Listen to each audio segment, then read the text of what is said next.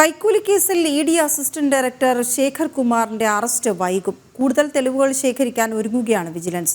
കേസിന്റെ വിശദാംശങ്ങൾ ഇ.ഡി. തേടിയിട്ടില്ല എന്നും കൂടുതൽ പരാതികൾ ലഭിക്കുന്നുണ്ടെന്നും വിജിലൻസ് SP S ശശിധരൻ പറഞ്ഞു. ജിജീഷ് ചേർന്നു വിവരങ്ങളുമായി. ജിജീഷ്, വിവരങ്ങൾ എന്താണ്?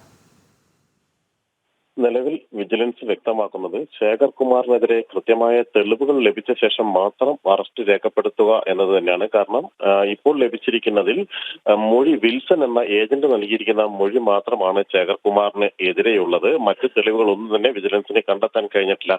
ഈ ഒരു സാഹചര്യത്തിൽ എൻഫോഴ്സ്മെന്റ് ഡയറക്ടറേറ്റിന്റെ പ്രധാനപ്പെട്ട ഒരു ഉദ്യോഗസ്ഥനെ അറസ്റ്റ് രേഖപ്പെടുത്തുകയോ ചോദ്യം ചെയ്യാൻ വിളിപ്പിക്കുകയോ ചെയ്യുന്ന നടപടിയിലേക്ക് വേഗത്തിൽ കടക്കേണ്ടതില്ല എന്നൊരു നിർദ്ദേശം വിജിലൻസിന് ലഭിച്ചിട്ടുണ്ട്. അതോടൊപ്പം തന്നെയാണ് വിജിലൻസിന് മുന്നിൽ കൂടുതൽ പരാതികൾ ലഭിക്കുകയും ചെയ്യുന്നു എന്നാണ് vigilance range SP S Sasidharan ഇപ്പോൾ വ്യക്തമാക്കിയിരിക്കുന്നത്. സമാനമായി തന്നെ ED ഉദ്യോഗസ്ഥർക്കെതിരെ കൂടുതൽ പരാതികൾ ലഭിക്കുന്നുണ്ട്. നിലവിൽ അനീഷ് ബാബു ഒരു വ്യക്തി മാത്രമാണ്, വ്യവസായിയാണ് പരാതി നൽകിയത് എങ്കിൽ ഇതേ അനുഭവങ്ങൾ തങ്ങൾക്കുണ്ടായി എന്ന് പറഞ്ഞുകൊണ്ടാണ് കൂടുതൽ പേർ വരുന്നത് എന്നാണ് വിജിലൻസ് വ്യക്തമാക്കുന്നത്. എന്നാൽ ഈ പരാതിക്കാരന്റെ അടക്കമുള്ള മൊഴികളിൽ കൂടുതൽ വ്യക്തത വരുത്തി മാത്രമായിരിക്കും മുന്നോട്ട് പോവുക. പ്രത്യേകിച്ച് അന്വേഷണ ഉദ്യോഗസ്ഥർക്കെതിരെ നടത്തിയ ചില ആരോപണങ്ങളിൽ പേരുകൾ പല ഘട്ടങ്ങളിലും ഈ വ്യവസായിയോട് പരാതിക്കാരനോട് മാറിപ്പോയിരുന്നു. വ്യത്യസ്ത പേരുകളായിരുന്നു ഓരോ ഘട്ടത്തിലും അന്വേഷണ ഉദ്യോഗസ്ഥന്റേതായി പറഞ്ഞിരുന്നത്. അതുകൊണ്ട് തന്നെ ഇതിലെല്ലാം തന്നെ കൃത്യത വരുത്തേണ്ടതുണ്ട്.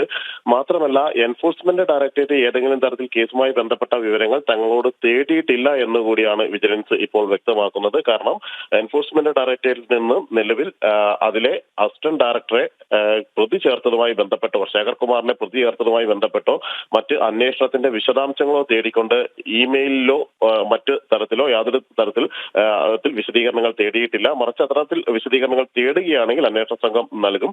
എന്നാൽ പൂർണ്ണമായും തെളിവുകൾ ശേഖരിച്ചു മാത്രമായിരിക്കും മുന്നോട്ട് പോവുക. മാത്രമല്ല, നിലവിൽ കസ്റ്റഡിയിലുള്ള 3 പേരുടെ ചോദ്യം ചെയ്യൽ ഇപ്പോൾ പുരോഗമിക്കുകയാണ്. ഈ 3 പേരുടെ പങ്കാളിത്തം വിൽസൺ ഉൾപ്പെടെയുള്ള 2 ലക്ഷം രൂപ വാങ്ങുമ്പോൾ വിജിലൻസിന്റെ പിടിയിലായ വിൽസൺ അടക്കമുള്ള ആളുകളുടെ മൊഴി ഏറ്റവും പ്രധാനമാണ്. 4 ദിവസത്തെ കസ്റ്റഡിയിലാണ് വിജിലൻസിന് ഈ പ്രതികളെ ലഭിച്ചിരിക്കുന്നത് എന്നതുകൊണ്ട് തന്നെ ഈ ദിവസത്തിനുള്ളിൽ പരമാവധി ചോദ്യം ചെയ്യൽ പൂർത്തിയാക്കേണ്ടതുണ്ട്. മാത്രമല്ല, പരാതിക്കാരൻ നൽകിയിരിക്കുന്ന വിവരങ്ങളും ഇവർ നൽകുന്ന മൊഴികളുമെല്ലാം തന്നെ ഒത്തുവെച്ച് പരിശോധിക്കേണ്ടതുണ്ട്. അത്തരം നടപടികൾ പൂർത്തിയാക്കിയ ശേഷമായിരിക്കും തുടർ നടപടികളിലേക്ക് കടക്കുക. പ്രത്യേകിച്ച് ശേഖർ കുമാറിന്റെ ചോദ്യം ചെയ്യൽ വൈകുമെന്ന് തന്നെയാണ് വിജിലൻസ് വ്യക്തമാക്കുന്നത്. ഓക്കെ, ശരി ജിജീഷ്.